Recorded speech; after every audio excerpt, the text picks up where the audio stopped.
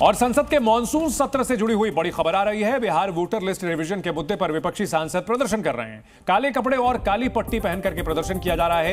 इस प्रदर्शन में राहुल गांधी और प्रियंका गांधी शामिल हैं। अखिलेश यादव भी इस प्रदर्शन में शामिल हैं। तो संसद परिसर में काले कपड़े और काली पट्टी के साथ प्रदर्शन किया जा रहा है। कई सांसदों ने काली शर्ट्स पहनी है, काले कुर्ते पहने हैं और जिन्होंने नहीं पहनी है उन्होंने काली पट्टी बांधी हुई है।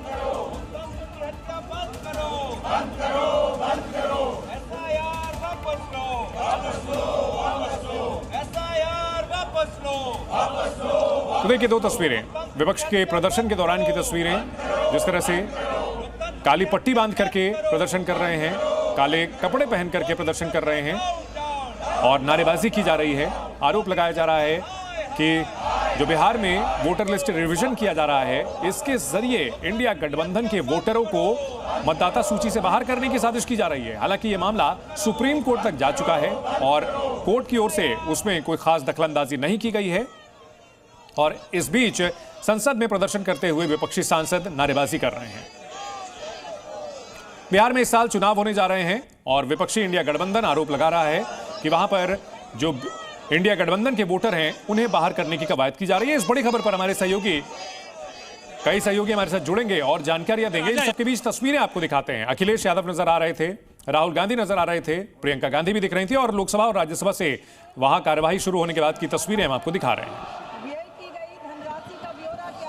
धन्यवाद चेयरमैन साहब। मैं पेंडू विकास ਅਤੇ पंचायती राज बारे स्थाई कमेटी की 11वीं ਅਤੇ 12वीं रिपोर्ट हिंदी ਤੇ अंग्रेजी भाषा में पेश कर रहा हूँ। जिमें कि अज के कारोबारी सूची में मेरे नाम के सामने इसनूं सूचीबद्ध किया गया है। धन्यवाद। Motion for election to the rehabilitation. तो देखिए प्रदर्शन किया जा रहा है और नारेबाजी की जा रही है। हमारे सहयोगी शिवम प्रताप सिंह इस बड़ी खबर पर जुड़ चुके हैं। शिवम, विपक्ष की क्या रणनीति नजर आती है? यहां पर काले कपड़ों के साथ, काली पट्टी के साथ विरोध प्रदर्शन किया जा रहा है। देखिए बिल्कुल आज मानसून सत्र का तीसरा दिन है। ऑलरेडी जो 2 दिन है वो लगभग हंगामे की भेंट चढ़ गए और आज तीसरा दिन भी ऐसा प्रतीत हो रहा है कि आज भी संसद की जो कार्रवाई है वो सुचारू रूप से नहीं चलेगी, क्योंकि विपक्ष के पास कई अहम मुद्दे हैं। विशेष तौर पर बिहार में एसआईआर को लेकर विपक्ष सड़क से संसद तक संग्राम की रणनीति अपना रहा है। लगातार कांग्रेस पार्टी के सांसद हो, तमाम विपक्षी दलों के सांसद हो, उनका कहना है कि बिहार में एसआईआर को लेकर सरकार को जवाब देना होगा, चाहे वो कोर्ट का मामला हो या फिर संसद का मामला हो। सरकार इन मुद्दों से बच नहीं सकती।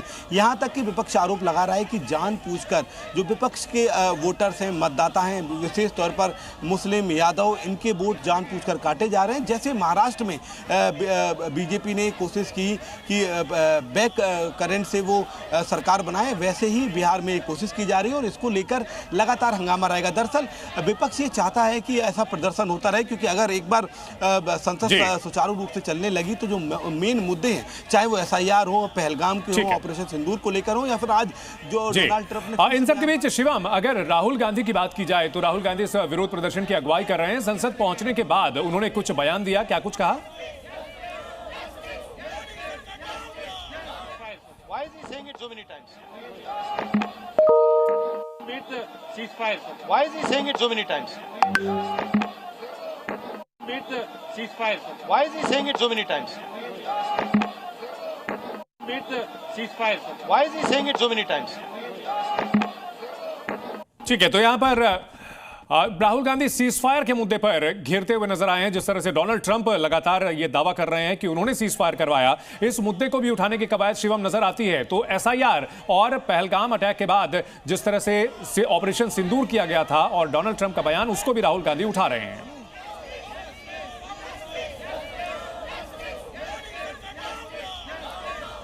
शिवम, यही प्रमुख 2 मुद्दे हैं जिन्हें उठाने की कवायद की जा रही है। शिवम से हम आगे संपर्क करेंगे। सिंदूर हो या फिर पहलगाम हमला।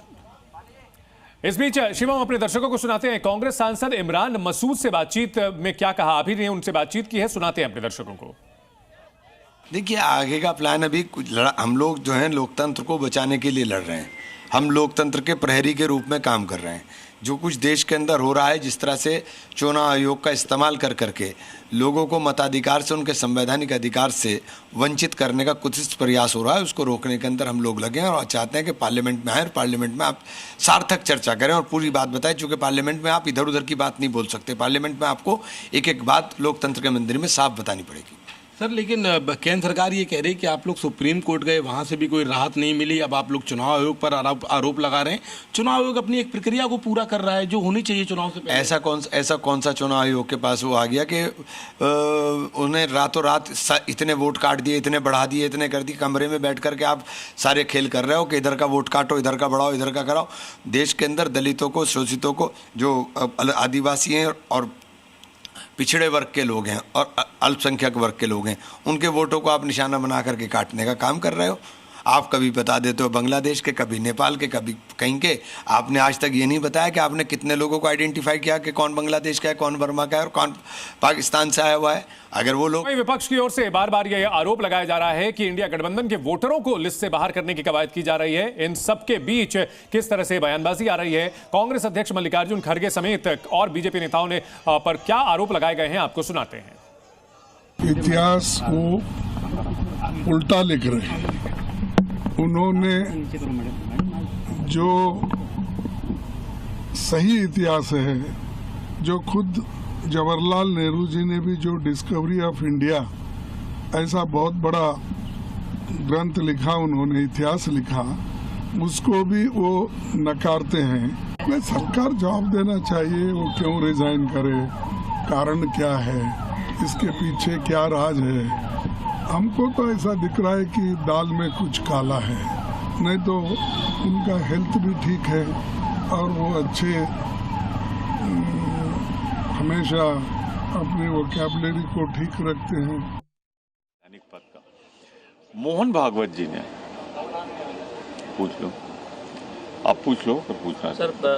क्या आज का मुद्दा रहा है सर? मोहन भागवत ने जिस तरह से कहा है उस पर क्या कहना है? मोहन भागवत जी ने कहा है कि वर्ल्ड सिविलाइजेशन को भारत राह दिखा सकता है। अरे भागवत जी, कृपा करके पहले भाजपा को तो राह दिखा दो, दुनिया को राह दिखाने की जगह जिस तरह संवैधानिक पद पर बैठे हुए, दूसरे सबसे महत्वपूर्ण पद पर बैठे हुए।